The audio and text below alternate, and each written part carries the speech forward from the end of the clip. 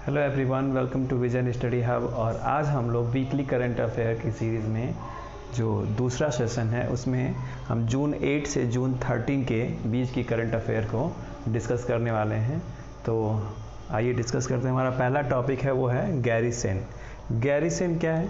Garrison जो है इसको डिक्लेयर किया गया है समर कैपिटल के रूप में, समर कैपिटल के रूप में उत्तराखंड की समर कैपिटल के रूप में, उत्तराखंड की समर कैपिटल के रूप में इसको डिक्लेयर किया गया है। तो इस तरह से गैरिसन जो है वो चमोली डिस्ट्रिक्ट में पड़ता है। गैरिसन चमोली डिस्ट्रिक्ट में पड़ता है। उत्तराखंड की कैपिटल जो होती है, उत्तराखंड की कैपिटल देहरादून होती है, देहरादून है। बट इसको समर कैपिटल के रूप में डिक्लेयर किया गया, यानी उत्तराखंड की दो कैपिटल हो गई, एक हो गई गैरिसन और दूसरी हो गई देहरादून। और गैरिसन जो है वो चमोली डिस्ट्रिक्ट में पड़ता है। गैरिसन को कहीं कहीं पर आपको भरारी सेन भी लिखता हुआ मिलेगा, भरारी सेन, ये उसका पिछला नेम है। भरारी सेन को ही गैरिसन कहा जाता है। तो इस तरह से उत्तराखंड जो है वो सेकेंड स्टेट है, उत्तराखंड जो है वो सेकेंड स्टेट है जिसकी दो कैपिटल है, पहली कैपिटल देहरादून और दूसरी कैपिटल गैरिसन। गैरिसन जो है वो समर कैपिटल के रूप में डिक्लेयर किया गया है। इस तरह से दूसरा स्टेट हो गया। पहला स्टेट जो है वो है जम्मू एंड कश्मीर। पहला स्टेट जो है वो जम्मू एंड कश्मीर जिसकी दो कैपिटल हैं, और उत्तराखंड दूसरा ऐसा स्टेट है जिसकी दो कैपिटल हैं, पहला देहरादून और दूसरा गैरिसन। दूसरा जो हमारा टॉपिक है वो है न्यूजीलैंड के बारे में।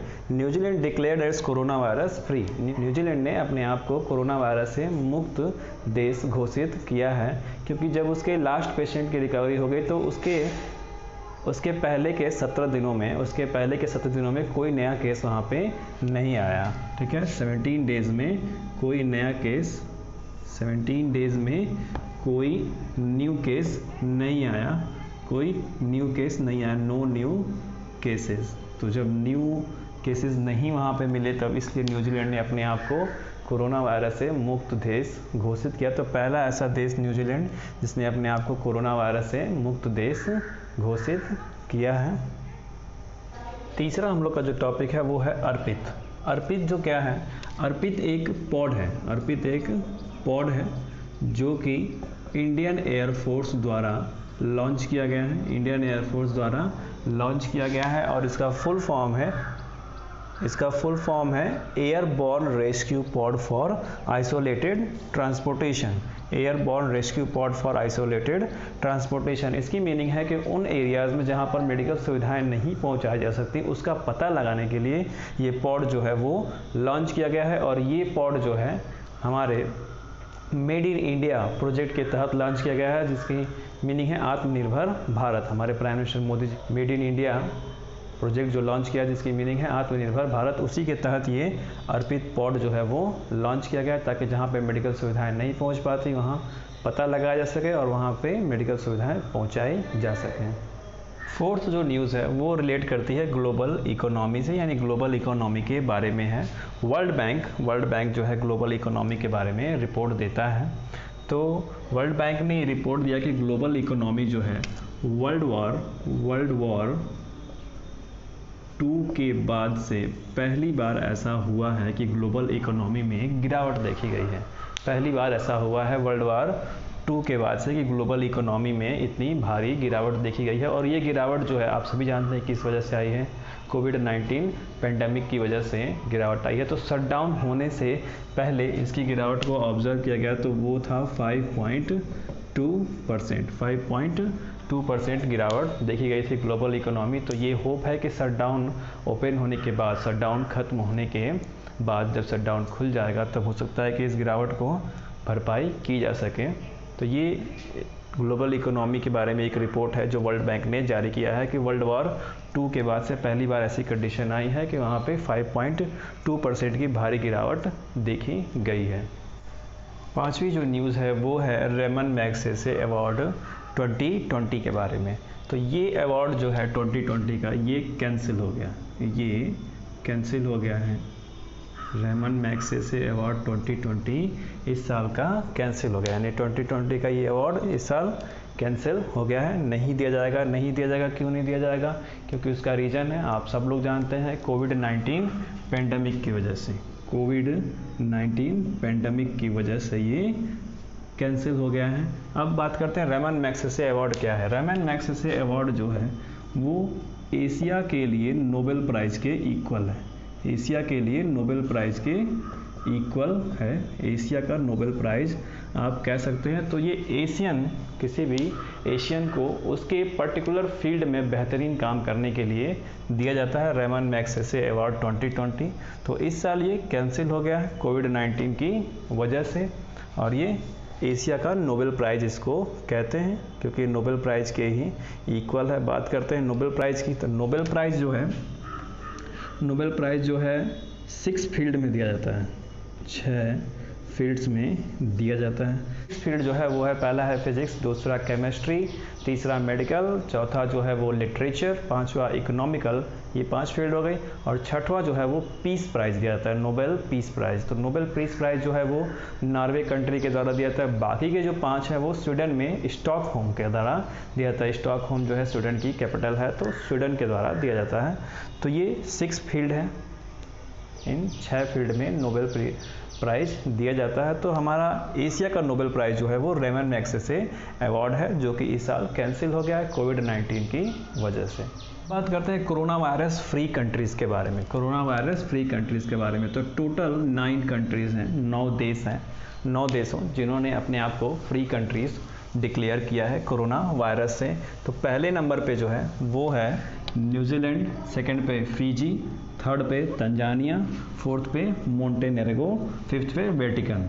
फिर से पहले नंबर पे जो है वो न्यूजीलैंड, दूसरे पे फिजी, तीसरे पे तंजानिया, चौथे पे मोंटेनेग्रो, पांचवें पे वेटिकन सिटी, 6 नंबर पे है वो सेचेल्स है, 7th पे Papua new Guinea, and 8 number पे है टिमोर लेस्टे, और 9th पे सबसे आखिरी में 9th नंबर पे है सेंट किट्स एंड नेविस। ये 9 देशों ने अपने आप को कोरोना वायरस से फ्री कंट्री घोषित किया है। वहाँ पे कोई भी नए केसेस नहीं मिल रहे हैं पिछले 20 डेज से, तो नहीं मिल रहे हैं। न्यूजीलैंड ने पिछले 17 दिनों में यहाँ पे नए केसेस नहीं मिले, तो इसलिए अपने आप को फ्री कंट्री डिक्लेयर किया है। तो ये 9 देश है जहाँ पे कोरोना वायरस नहीं है, पूरी तरह से ये मुक्त देश है। जो भी रिस्ट्रिक्शन गवर्नमेंट ने लोगों पे लगाए थे, जनता पे लगाई थी, वो सभी वहाँ से हटा लिए गए हैं। तो इस वजह से corona virus free countries in 9 countries को डिक्लेयर किया गया है। 7th जो न्यूज़ है वो है फूड सेफ्टी इंडेक्स से रिलेट करता है। फूड सेफ्टी इंडेक्स 2019 से 20 दिया गया है। तो फूड सेफ्टी इंडेक्स जो जारी किया जाता है वो जारी किया जाता है FSSAI द्वारा। इसका फुल फॉर्म होता है food safety and standards authority of India. तो ये इंडेक्स जो है 2 कैटेगरी में डिवाइड किया गया है। 2 कैटेगरी, यानी पहला लार्जर स्टेट्स के रूप में, लार्जर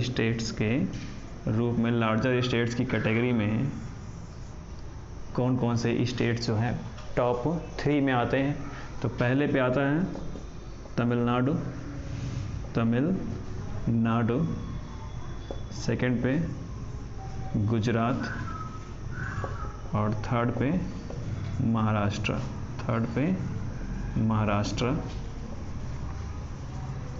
लार्जर स्टेट्स की कैटेगरी में टॉप 3 में आते हैं तमिलनाडु, गुजरात और महाराष्ट्र। और ये इंडेक्स जारी किया जाता है FSSAI द्वारा, जिसका फुल फॉर्म है food safety and standards authority of India. Second category है स्मॉलर स्टेट वाली। सेकेंड कैटेगरी जो होगी वो होगी स्मॉलर स्टेट्स वाली। स्मॉलर स्टेट्स की कैटेगरी, 2 कैटेगरी में इस इंडेक्स को जारी किया जाता है स्मॉलर स्टेट्स की कैटेगरी में। तो इस कैटेगरी में आते हैं फर्स्ट नंबर पे गोवा, सेकंड पे मेघालय, और थर्ड पे मिजोरम। तो ये 3 स्टेट्स जो हैं वो स्मॉलर स्टेट्स की कैटेगरी में टॉप 3 में आते हैं, गोवा, मेघालय और मिजोरम। लार्जर स्टेट्स की कैटेगरी में तमिलनाडु, गुजरात और महाराष्ट्र आते हैं। लार्जर स्टेट्स की कैटेगरी में तमिलनाडु, गुजरात और महाराष्ट्र टॉप 3 में आते हैं। 8वीं जो न्यूज़ है वो है भारतमाला प्रोजेक्ट के बारे में। इसको बहुत ध्यान से देखिएगा। भारतमाला प्रोजेक्ट क्या है? भारतमाला प्रोजेक्ट इंडियन गवर्नमेंट द्वारा ये प्रोजेक्ट स्टार्ट किया गया है और अभी इसका फेज़ 1 जो है वो स्टार्ट हुआ है, लेकिन स्टार्ट होने से पहले ही इसको स्टॉप कर दिया गया है। ये डिले हो गया है। ये क्या हो गया है? डिलेड हो गया है।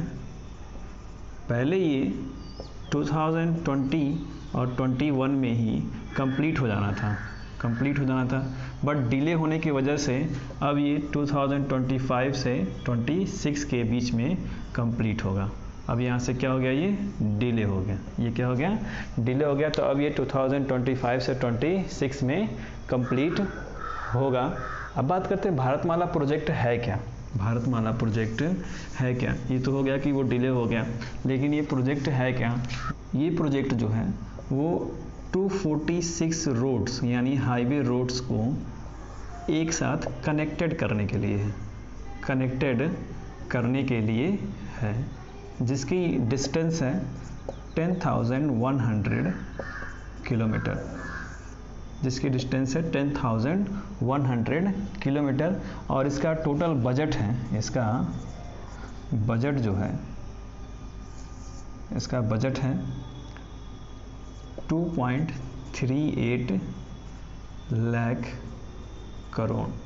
इसका बजट है 2.38 लाख करोड़, यानी कि पर किलोमीटर की अगर बात करें, पर किलोमीटर कितना खर्चा आने वाला है, तो 23.8 करोड़ खर्चा आने वाला है। 1 किलोमीटर पे 23.8 करोड़ खर्चा आने वाला है पर किलोमीटर पे। और इसका पूरा बजट है 2.38 लाख करोड़। टोटल डिस्टेंस है इसकी 10,100 किलोमीटर और 246 हाईवेज को एक दूसरे से कनेक्ट करने का ये भारतमाला प्रोजेक्ट जो है स्टार्ट किया गया है। और इसका ये फेज़ 1 है, ये डिलेट कर दिया गया है। 2020-21 में कंप्लीट होने वाला था, बट अब ये 2025 और 2026 में ये कंप्लीट होगा। 9th नंबर पे जो न्यूज़ है वो है टेलीमेडिसिन से रिलेट करता हुआ।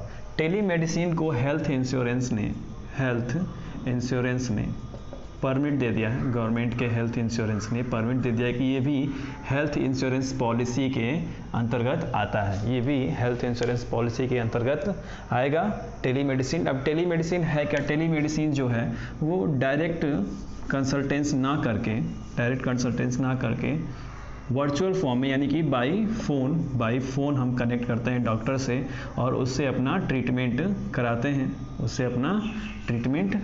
रहते हैं। तो इसको भी हेल्थ इंश्योरेंस ने अपनी टर्म्स एंड कंडीशंस अप्लाई होंगी, बट ये भी हेल्थ इंश्योरेंस के अंतर्गत आएगा। इस पर टर्म्स एंड कंडीशंस अप्लाई होंगी, बट ये भी हेल्थ इंश्योरेंस के अंतर्गत आने वाला है। तो टेलीमेडिसिन को इंडियन गवर्नमेंट ने, हेल्थ इंश्योरेंस ने अपने अंतर्गत लाने की मंजूरी दे दी गई है। तो हेल्थ इंश्योरेंस में अब टेली मेडिसिन भी आएगा। तो इससे जो है कोरोना पैंडेमिक में पेशेंट्स को बहुत राहत मिलने वाली है, क्योंकि इंश्योरेंस हो जाना है। तो इंश्योरेंस का मतलब आप सभी जानते हैं कि इंश्योरेंस में भाई कोई भी कुछ भी घटित होता है तो उसका हर्जाना मिलता है इंश्योरेंस कंपनी द्वारा। तो ये इंश्योरेंस के अंतर्गत आने की वजह से कोविड-19 पेंडेमिक में बहुत सारे पेशेंट जो कि टेलीफोन के थ्रू अपना इलाज करा रहे हैं, ट्रीटमेंट करा रहे हैं, तो उनको बहुत राहत मिलेगी इससे। अब हम अपने आखिरी न्यूज़ के बारे में चलते हैं, चैलेंजर डीप के बारे में। चैलेंजर डीप को बहुत ध्यान से देखिएगा, ज़्यादा लंबा जाने वाला, थोड़ा लंबा जाएगा ये। चैलेंजर डीप क्या है? चैलेंजर डीप जो है समुद्र में सबसे गहरे प्लेस को हम चैलेंजर डीप कहते हैं। पानी की सतह से समुद्र की सतह, आखिरी सतह जाने तक सबसे गहराई वाली जगह जो है, डीपेस्ट इन सी, समुद्र की सबसे गहराई वाली जगह को हम चैलेंजर डीप कहते हैं। तो यहाँ चैलेंजर डीप में पहली वुमेन जो है वो जाने वाली बनी है इसी वीक में। उनका नाम है कैथी सुलिवन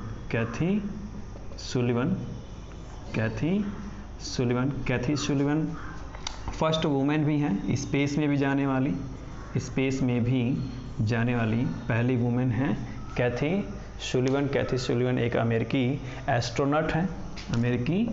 एस्ट्रोनॉट भी हैं एस्ट्रोनॉट और ओशिनोग्राफर हैं, एस्ट्रोनॉट और ओशिनोग्राफर हैं। तो फर्स्ट टाइम ये स्पेस में भी जाने वाली पहली वुमेन है और इस समुद्र की सबसे ज़्यादा गहराई वाली जगह पे जाने वाले भी पहली वुमेन कैथी सुलिवन हैं।